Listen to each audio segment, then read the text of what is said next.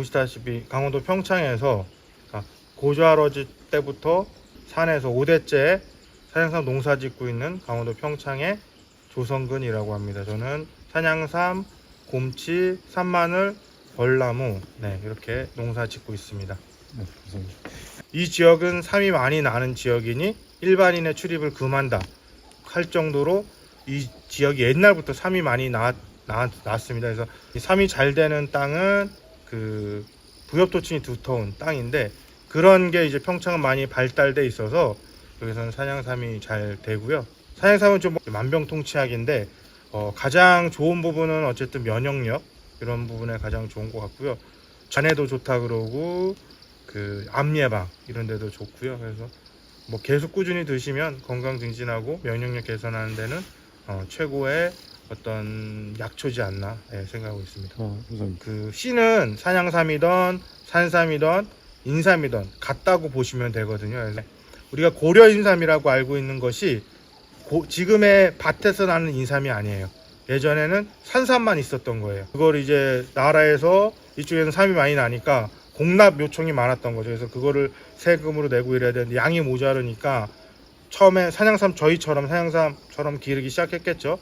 그렇게 기르고 그걸로도 안 되니 밭에서 차각막 씌우고 지금의 인삼 형태로 이제 심어서 키우고 있는데 밭에서 차각막 씌우고 키우면 인삼, 저희가 이렇게 산에다가 씨를 뿌리고 산삼처럼 키우면 산양삼, 그다음에 저희가 씨 뿌리지 않고 자연에서 나서 그냥 동물이 씨를 옮기거나 이렇게 해서 난 거면 산삼, 이렇게 해서 구분하시면 될 것 같아요. 그래서 씨는 같다 라고 보시면 됩니다.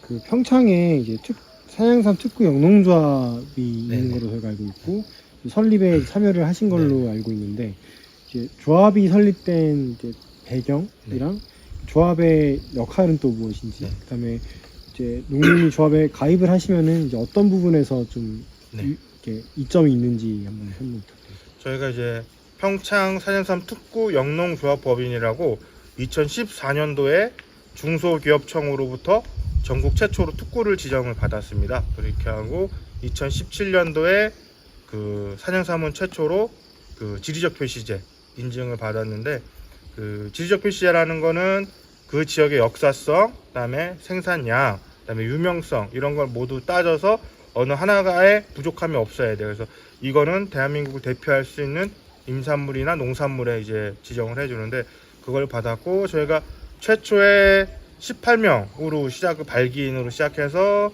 지금은 한 120분 정도가 있는 큰 단체로 성장을 했는데, 원체 평창의 산양삼은 유명했습니다. 새로 오신 분들은 어떤 이런 땅을 분유림을 받아서 그걸 일부 분양을 해드리기도 하고, 그다음에 재배 노하우라든지, 그다음에 또 그 재배를 하시다 보면은 또 지원 사업이라든지 이런 부분들이 많이 있는데 그런 부분을 좀 안내해 준다든지 이런 부분으로 해서 혜택이나 이런 거를 받으실 수 있고요. 그렇게 해서 지금 어찌 보면은 이런 하나하나의 개인적인 사업체도 다 가지고 계신데 그런 단체가 모여 있는 평창의 산양삼을 대표하는 단체다, 이렇게 보시면 될 것 같습니다. 산마늘 같은 경우도 그렇고 두릅 같은 경우도 그렇고 일반 농산물은 당연한 거고, 농협이나 이런데 경매 이렇게 보내면 그쪽에서 도매시장에 보내서 일부 수수료를 떼고 그 농민한테 보내줍니다. 그래서 그렇게 하거나 직접 도매상을 통해서 어떤 유통을 하거나 우리가 경매를 전국으로 해서 보내서 그렇게 할 수가 있는데, 산양삼은 그런 부분에 대한 게 없어요. 그래서 전국의 모든 농가가 똑같이 내가 다 알아서 판매를 해야 되는 거예요. 개인한테 판매를 하거나 온라인으로 판매를 하거나 아니면 직접 행사를 가서 판매하거나 이제 이런 식으로 해야 되기 때문에 산양삼 유통은 되게 어렵습니다.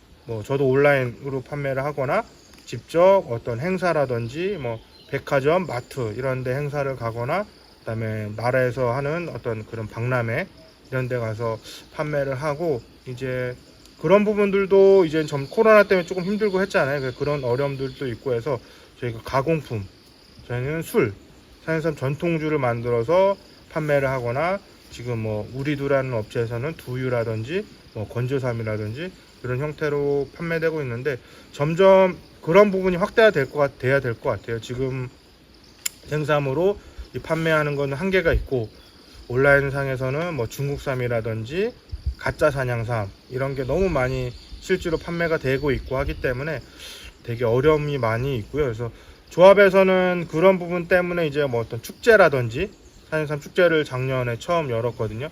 그런 걸 통해서 한다든지 아니면은 조합에서 어떤 뭐 큰 거래처를 도매처를 해서 조합원들 걸 수집해서 판매를 한다든지 이런 부분에서 조금 아직은 미약하지만 도움을 주시려고 계속 노력을 하고 있으니까 그런 부분에서 같이 고민해서 해결책을 찾다 보면 답이 있을 것 같습니다.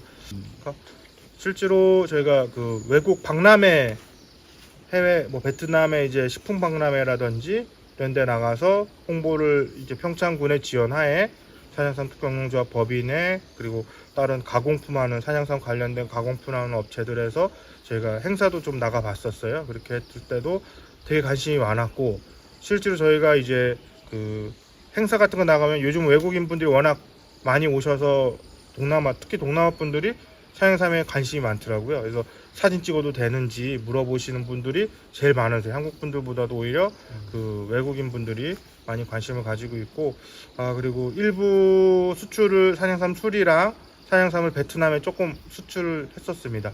그래서 수출을 했었고 그쪽에 이제 라오쩌우라고 그 베트남 북부 지방에서 1000고지 이상 되는 지역이 꽤 있는 지역이라고 해요. 그래서 자생하는 삶들이 발견이 되고 이러면서 이분들이 이제 재배를 본격적으로 육성을 하려고 그런 학술 세미나 같은 거를 했었는데 거기에 이제 초청이 돼서 줌으로 이제 뭐 사례 발표도 하고 이렇게 했었었고요. 그리고 그쪽에서도 계속 와서 교류를 하자고 지금 요청이 계속 오고 있습니다. 그래서 산양삼은 그 가을에 캐면 겨울 동안 이제 보관이 가능하거든요. 그래서 그런 상태에서 보내서 그쪽에서 싹을 틔워서 생산이 되는지 이런 부분에 대한 것들도 앞으로 연구를 좀 해보면 좋을 것 같기도 하고 같이 좀 많이 교류를 하면은 좋을 것 같습니다. 그래서 처음에 시작했던 게 이제 산양삼 술담그기 체험. 그러니까 직접 오셔서 산을 둘러보고 한 뿌리를 캐서 술을 담가가거나 그 다음에 이제 화분, 산양삼 화분을 만들어 가거나 이런 체험들을 했었고요. 그래서 그렇게 했었고 요즘은 체험을 중점적으로 확대하기보다는 그 선진지 견학 이런 걸로 해서 요즘 뭐 귀산촌이다 해서 산림농업에 대한 부분이 관심이 많으세요. 그래서 그분들이 오셔서 어떻게 농사를 짓는지 어떻게 가꾸는지 이런 거를 보시러 많이 오십니다. 그래서 그렇게 하고 있고 최근에는 이제 그 셰프 분들이라든지 지역의 어떤 그 빵 만드시는 분이랑 이런 분들이랑 연계해서 좀 재밌는 프로젝트들을 많이 하고 있어요. 그래서 얼마 전에는 이제 밀식당이라 해서 한국의 그 토종 밀들이라든지 이런 거를 확대하기 위한 그 파티를 했는데 거기에 이제 산나물이라든지 곰치라든지 이런 걸 활용한 빵을 만드시면서 이렇게 활용할 수도 있다는 거를 여기 숲속에서 직접 지금 했던 떡도 있고 이제 엊그제 저희가 이제 강원 오개절이라고 지금 보시면 한여름에도 저희가 뭔가 봄의 기온을 느끼거나 그 가을에 초겨울을 느끼거나 그래서 강원도에는 계절이 하나 더 있는 것 같다 라는 컨셉으로 저희가 강원 오개절이라는 행사를 했었어요. 그래서 청년들도 요새 이 귀촌에 대한 관심 좀 늘어나고 있는 것 같거든요. 그래서 뭐 청년들이나 아니면은 예비 농민분들 뭐 사양삼 농사에 대한 약간 조언이라든지 하고 싶으신 말씀이 혹시 있으시다면은 좀 자유롭게 좀. 예, 산양삼이 재배가 또 저희가 7년 동안 최소 6년 7년 동안 재배를 해야 되는 품목이다 보니까 그동안 버텨야 되는 거예요.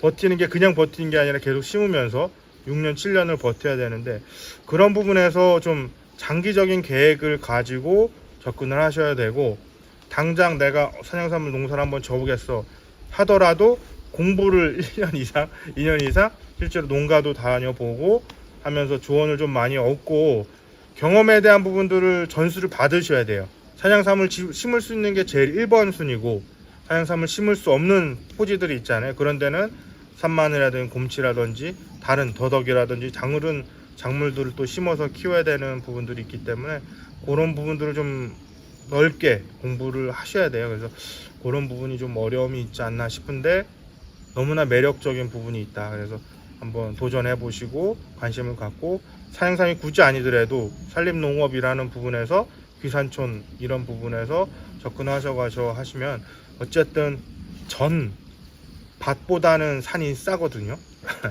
그래서 그런 부분으로도 했을 때 뭐 체험이라든지 이런 걸 활용하면 더 넓은 공간을 활용할 수가 있기 때문에 그런 부분에서 접근을 하시면 좋을 것 같고, 사람들의 이미지 속에 평창하면은 산과 관련된 이미지가 있는 것 같아요. 그래서 그런 부분으로 새롭게 창업을 하고 하신다면은 평창은 너무 좋다. 접근성, KTX도 그렇고 고속도로도 그렇고 이런 부분들도 있고 여기 서울대학교도 있고, 그래서 그런 부분이랑 연계해서 할 수 있는 부분들이 많으니까 조금 이 산에도 관심을 좀 많이 갖고 이런 부분으로 하시면 충분히 재밌는 아이템으로 창업을 하실 수 있지 않을까, 네, 그렇게 생각하고 있습니다. 감사합니다.